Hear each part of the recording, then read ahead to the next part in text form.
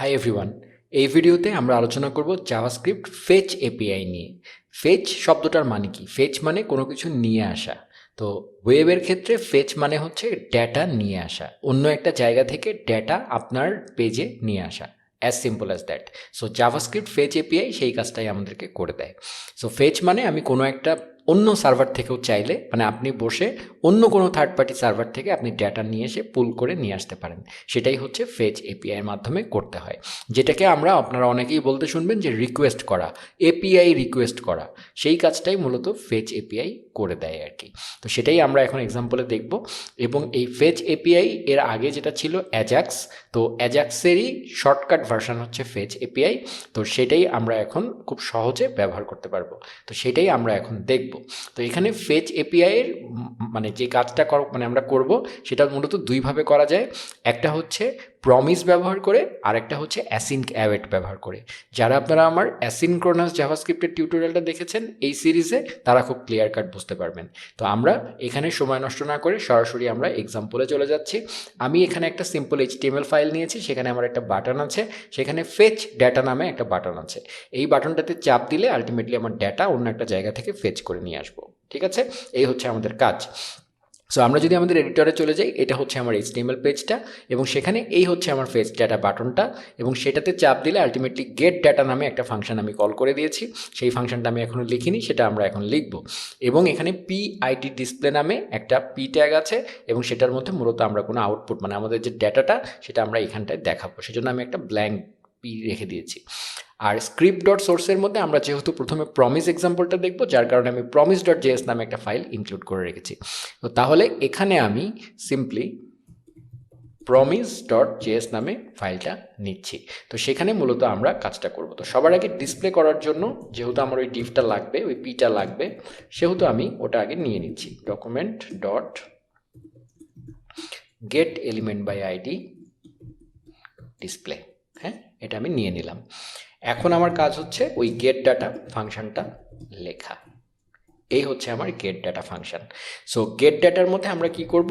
Fetch call করব। So ফেচের মধ্যে আমাকে বলতে হবে কোন লিঙ্ক থেকে আমি ডাটা ফেচ করব। সেটা আমাদের কোনো বাইরের ইউআরএলও হতে পারে। সো আমাদের যেহেতু বাইরের ইউআরএল দরকার নাই, আমরা আপাতত আমাদের এখানে কোনো একটা ইউআরএল তৈরি করে সেখান থেকে আমরা দেখি। সো আমাদের যেই লাইভ সার্ভারটা চলছে সেটা দেখেন এই যে পোর্ট 5500-তে চলছে, তাই না? এবং আমরা যখন ব্রাউজারে দেখছি তখন আমরা কি দিচ্ছি? লোকাল হোস্ট :5500, তারপরে ফেচ ফোল্ডার, এই যে তারপরে ফেচ ফোল্ডার, তার মধ্যে আমরা index.html ব্রাউজ করছি। তো সেখানেই আমি data.txt নামে একটা ফাইল নিয়েছি। সেটার মধ্যে কিচ্ছু না, একটা টেক্সট ডেটা লেখা আছে লরেম ইপসম, ঠিক আছে? সো তাহলে আমি যদি এখন ব্রাউজারে যাই এবং ওই data.txt, তাহলে আমার এখানে অ্যাভেলেবল data.txt, এই যে দেখা যাচ্ছে, তাই না? সো আমরা করব কি, এই লিঙ্কেই তাহলে আমরা আসলে ফেচ করব, এই লিঙ্কটা থেকে ডাটা নিয়ে আসবো। আপনি চাইলে অন্য লিঙ্ক থেকেও নিয়ে আসতে পারেন, বাট আমি একটা data.txt বানিয়ে নিয়ে সেখান থেকেই ফেচ করে আপনাদেরকে দেখাচ্ছি আর কি। সো আমরা কোডে ফিরে যাচ্ছি। সো ফেচের মধ্যে আমাকে ইউআরএল বলতে হয়, তো সেই ফুল ইউআরএলটা আমি এখানে দিয়ে দিলাম, ঠিক আছে? ফেচ যখন আমি কল করব সেটা মূলত কি করবে? একটা রিকোয়েস্ট করবে। হ্যাঁ, এখানে কারেন্টলি আমাদের নিজস্ব মানে আমাদের নিজস্ব যে ভিএস কোডে যে সার্ভারটা, লাইভ সার্ভারটা চলছে, সেটাতেই সে আসলে রিকোয়েস্ট করছে। আপনি চাইলে যে কোনো ইউআরএলে রিকোয়েস্ট করতে পারেন। আপনি চাইলে google.com-এ রিকোয়েস্ট করতে পারেন, বা অন্য কোনো ওয়েবসাইট যারা এপিআই প্রোভাইড করে তারা যে লিঙ্কটা দিয়ে দেয় সেখান থেকেও আপনি চাইলে ডেটা নিয়ে আসতে পারেন। সো আমি এখানে আমাদের লোকাল ইয়ে থেকেই দেখাচ্ছি। ফেচ কল করলে, এই ফেচ করলে সে যেটা করবে, ওই ইউআরএলে একটা রিকোয়েস্ট করবে। রিকোয়েস্ট করার পরে, যেহেতু এই রিকোয়েস্ট করার প্রসিডিউরটা একটা অ্যাসিনক্রোনাস প্রসেস, মানে এইখানে সে ধরে রাখবে না, এটা একটা অ্যাসিনক্রোনাস প্রসেস। আমরা অ্যাসিনক্রোনাস সম্পর্কে অলরেডি জানি, যার কারণে এই ফেচ ফাংশনটা সরাসরি একটা প্রমিস রিটার্ন করবে। তো আমরা জানি প্রমিসকে কিভাবে হ্যান্ডেল করতে হয়, ডট দেন দিয়ে হ্যান্ডেল করতে হয়, তাই না? দেনের মধ্যে আমরা ফার্স্ট একটা রেজাল্ট পাবো, ঠিক আছে? একটা রেজাল্ট পাবো। এই যে রেজাল্টটা আমি পেলাম, এই রেজাল্টটা যদি আমরা console.log করি, রেজ এই, এবং তারপরে আমি সিম্পলি ব্রাউজারে চলে যাচ্ছি এবং আমি আমার কনসোলটা খুলছি। এখানে কনসোলটা খুললাম। আমি কনসোলটাকে আপনাদের দেখার সুবিধার জন্য আমি রাইটে নিয়ে যাচ্ছি এবং এখানে একটু বড় করছি, এবং এখানে ধরেন এটাকে একটু বড় করলাম, ঠিক আছে? যখন আমি ফেচ ডেটাতে চাপ দিলাম, খেয়াল করেন একটা রেসপন্স নামক একটা অবজেক্ট আসছে। ঠিক আছে, এটা কিন্তু আমার অ্যাকচুয়াল ডেটাটা না, সাথে সাথে কিন্তু এসে গেল। এইটা হচ্ছে অ্যাকচুয়ালি একটা বাফার টাইপের জিনিস, মানে একটা ডেটার ঝর্ণা টাইপের জিনিস। এটা মূলত আমাদেরকে একটা রেসপন্স অবজেক্ট রিটার্ন করে। হ্যাঁ, সেই রেসপন্স অবজেক্টের মধ্যে অ্যাকচুয়ালি বিভিন্ন ফাংশন টাংশন আছে। ঠিক আছে, সো এইটার মধ্যে অ্যাকচুয়ালি মানে একটা সিম্পলি আমাদের একটা রেসপন্স নামক একটা অবজেক্ট তৈরি করে দেয়। এই দেখেন, এইটার বডির মধ্যে একটা রিডেবল স্ট্রিম আছে। স্ট্রিম মানে হচ্ছে এটা খুবই মানে খুবই অ্যাডভান্সড কনসেপ্ট, বাট আপনাদের বোঝার সুবিধার জন্য আমি যেটা সংক্ষেপে বলে রাখছি, সেটা হচ্ছে এটা মূলত আমাদেরকে একটা জাভাস্ক্রিপ্ট অবজেক্ট রিটার্ন করেছে, রেসপন্স নামক অবজেক্ট। তার বডির মধ্যে একটা স্ট্রিম আছে, মানে আমরা যে রেসপন্সটা পাবো, যে ডেটাটা পাবো ওই রিকোয়েস্টটা করার পরে, সেইটা প্রথমে আমাকে সে একটা রিডেবল স্ট্রিম আকারে দেয়, মানে হচ্ছে ঝর্ণার মতো করে দেয়।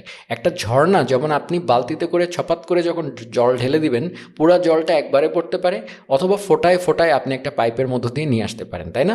এই ডেটাগুলো আসলে এইভাবে ফোটায় ফোটায় আসে, একবারে পুরো ডেটাটা আসে না। প্রথমে এই রেসপন্স অবজেক্টটা আমরা পাই, তারপরে সেই রেসপন্স অবজেক্টের মধ্যে একটা ফাংশন কল করে আমরা অ্যাকচুয়ালি ডেটাটা পাই।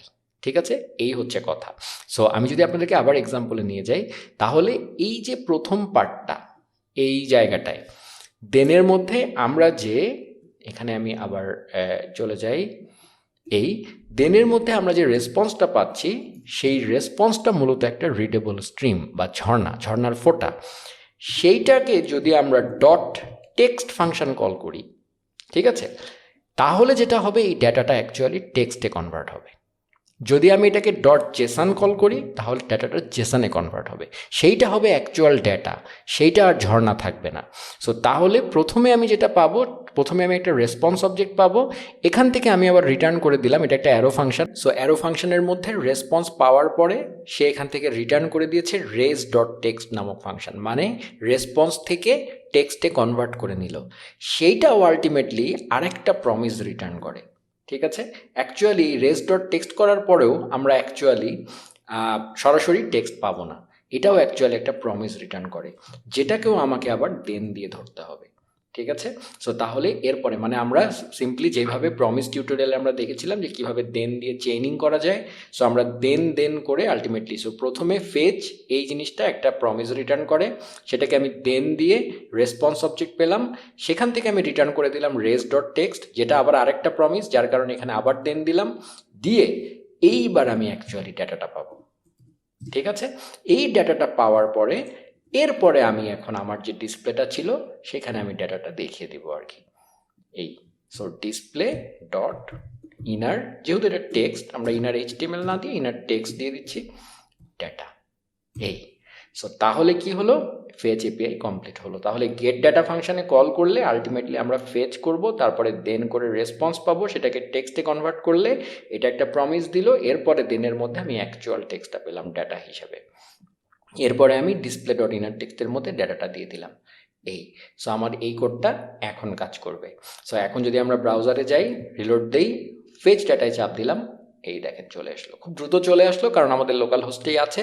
যদি অনেক বড় ডাটা হতো, রিকোয়েস্ট করে আনতে তার সময় লাগতো। এবং এখানে অ্যাসিনক্রোনাস বিহেভিয়ারটা বোঝানোর জন্য আমি আপনাদেরকে আরেকটা জিনিস দেখাচ্ছি, সেটা হচ্ছে এই যে ডাটাটা এসছে, খেয়াল করে দেখেন, এই যে ফেচ, আমি বলেছি এই ফেচটা একটা অ্যাসিনক্রোনাস প্রসেস। এই ফেচ ফাংশনের পরে আমি এখানে একটা কনসোল ডট লগ দিলাম, ধরেন এখানে দিলাম হ্যালো, হ্যাঁ, আর এই দেনের মধ্যে আমি আরেকটা কনসোল ডট লগ দিলাম ডেটাটা অ্যাভেলেবল হওয়ার পরে, হ্যালো 2। ঠিক আছে, কোনটা আগে কল হবে বলেন তো? ডেফিনেটলি এইটা আগে কল হবে, কারণ হচ্ছে এটা একটা অ্যাসিনক্রোনাস প্রসেস। সো জাভাস্ক্রিপ্ট এই জায়গায় হ্যাং হয়ে থাকবে না, এটা দেখেই সে দেখবে যে এটা একটা ফেচ ফাংশন যেহেতু, সো এটা একটা প্রমিস রিটার্ন করে, সো এই ফাংশনটাকে সে রিকোয়েস্টটা পাঠিয়ে দিয়েই সে পরের লাইনে চলে যাবে, দিয়ে সে আগে হ্যালো প্রিন্ট করে ফেলবে, এরপরে যখন রিকোয়েস্ট কমপ্লিট হয়ে ডেটাটা আসবে, তারপরে এই হ্যালো 2টা প্রিন্ট হবে। ঠিক আছে, সো আমরা যদি এখন ব্রাউজারে চলে যাই এবং এখানে যদি আমরা দেখি, এই দেখেন আগে হ্যালো তারপরে হ্যালো 2। ঠিক আছে, সো সেই জিনিসটাই আমি আপনাদেরকে বলে রাখলাম। সো আশা করি এই জিনিসটা আপনারা বুঝতে পেরেছেন। আমি কনসোল লগ মানে দুটো ইয়ে করে দিচ্ছি, সরিয়ে দিচ্ছি, এই ঠিক আছে? সো এইটা গেল প্রমিসের এক্সাম্পল। বাট প্রমিস মডার্ন এই যে এরকম দেন করে চেইন করাটা দেখতে একটু কষ্ট লাগে, যার কারণে আমরা জানি যে অ্যাসিনক অ্যাওয়েট সিনট্যাক্স ব্যবহার করলে অনেক বেটার সিনট্যাক্স পাওয়া যায়। সো আমরা এখন এই এক্সাম্পলটাই আমরা এখন এটা জাস্ট কপি করলাম, আমি পুরোটাই কপি করলাম, করে আমি এখানে প্রমিস ডট জেএস না দিয়ে আমি অ্যাসিং ডট জেএসকে পয়েন্ট করে দিলাম, এবং এখানে আমি অ্যাসিং ডট জেএস নামে একটা ফাইল নিলাম। এখন এই গেট ডাটার মধ্যে আমি ফেচ কল এই পর্যন্ত মুছে দিলাম এই, এবং যেহেতু এটা অ্যাওয়েট ব্যবহার করব আমি, সেহেতু এখানে আমরা অ্যাসিঙ্ক লিখে ফেললাম, এই ফাংশনটাকে আমরা অ্যাসিঙ্ক বানালাম। তাহলে আমি এখানে এখন কনস্ট্যান্ট এইভাবে লিখতে পারবো, response is equal to await. ঠিক আছে? সো তাহলে কি হলো, রেসপন্সটা ফার্স্টে পেলাম যেটা, সেটা একটা প্রমিস, যার কারণে এখানে অ্যাওয়েট দিয়েছি। সো এই রিকোয়েস্টটা হয়ে আসা পর্যন্ত তারপরে আমরা রেসপন্সের মধ্যে জিনিসটা পাবো। এরপরে আমার কাজ হচ্ছে কি, আমাকে রেসপন্স থেকে ডেটা পেতে হলে কি করতে হবে, race dot text function call করতে হবে। ঠিক আছে? সো এটা যখন করলাম তখন অ্যাকচুয়াল ডাটাটা পেলাম। এরপরে আমি সিম্পলি আমাদের এখানে display dot inner text is equal to আমার ডেটা, দ্যাটস ইট, হয়ে গেল। সো এখন যদি আমরা ব্রাউজারে যাই, রিলোড দিলাম, ফেচ ডেটা, সরি এখানে প্রমিস এসছে, কোনো একটা ভুল করেছি, অ্যাসিঙ্ক, এই যে এখানে অ্যাওয়েট নেই এই কারণে। ঠিক আছে? সে আমাকে প্রমিস রিটার্ন করে দিয়েছে, কারণ আমি যেহেতু অ্যাওয়েট দেইনি এই কারণে আর কি। সো এখন আমি আবার ব্রাউজারে যাচ্ছি, ফেচ ডেটা, এই যে ডেটা চলে এসছে। ঠিক আছে? সো এইটা হচ্ছে ফেচ এপিআই দিয়ে কিভাবে ডেটা নিয়ে আসতে হয়।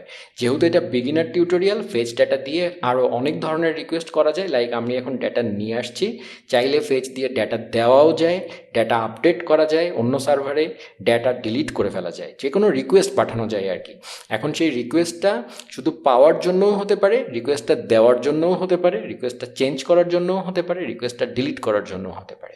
সো সেই জিনিসগুলো একটু অ্যাডভান্সড, সেটার জন্য রেস্ট এপিআই টিউটোরিয়াল বা এই ধরনের কিছু যখন বানাবো তখন আপনাদের কাছে ক্লিয়ার হবে। আমার চ্যানেলে যখন আপনারা অ্যাডভান্সড হয়ে যাবেন, এই জিনিসগুলো বুঝে যাবেন বিগিনার্সে, তখন আপনারা এরপরে যখন ইন্টারমিডিয়েট এবং অ্যাডভান্স টিউটোরিয়ালে যাবেন তখন আমার চ্যানেলের অন্যান্য টিউটোরিয়াল সিরিজগুলোতে এগুলো খুঁজে পাবেন। বাট এখন আমাদের প্রাইমারি বিগিনার হিসাবে আপনাদেরকে আমি ফেচের ব্যবহারটা দেখালাম, যে কিভাবে ফেচ অ্যাকচুয়ালি একটা প্রমিস রিটার্ন করে। ফান্ডামেন্টাল কনসেপ্ট যেটা এখান থেকে আপনাদেরকে বের করে নিতে হবে সেটা হচ্ছে, মূলত ফেচ যে কাজটা করে, সে কল করলে সে একটা প্রমিস রিটার্ন করে, যেটাকে আমাকে আসলে ফার্স্টে অ্যাওয়েট দিয়ে ধরতে হবে। যেই রেসপন্সটা আমি পাবো সেটা হবে একটা রিডেবল স্ট্রিম, এবং তারপরে সেটা ডট টিএক্স মানে ডট টেক্সট অথবা ডট জেসন যেটাই বলি, মানে যখন যেটা আপনার প্রয়োজন হয়। আমাদের যেমন এখানে টেক্সট ডেটা প্রয়োজন, এই কারণে আমি ডট টেক্সট ফাংশন কল করলাম। যদি আমার জেসন ডেটা প্রয়োজন হতো তাহলে আমি ডট জেসন ফাংশন কল করতাম। ঠিক আছে? তাহলে আমি এটা জেসন আকারে পেতাম আর কি। ঠিক আছে? সো এই হচ্ছে কথা। সো পাওয়ার পরে তারপরে আমি ডাটাটা পাবো, তারপরে সেই ডাটাটা নিয়ে যা খুশি আমি করতে পারি আর কি। সো এইটা হচ্ছে মডার্ন ফেচ এপিআই এর এক্সাম্পল আপনাদেরকে দেখালাম। এর পরের টিউটোরিয়ালে আমরা ওয়েবের জিও লোকেশন এপিআই দিয়ে আমাদের ওয়েব এপিআই টিউটোরিয়াল সিরিজটা শেষ করব। তো চলুন পরের টিউটোরিয়ালে চলে যাওয়া যাক।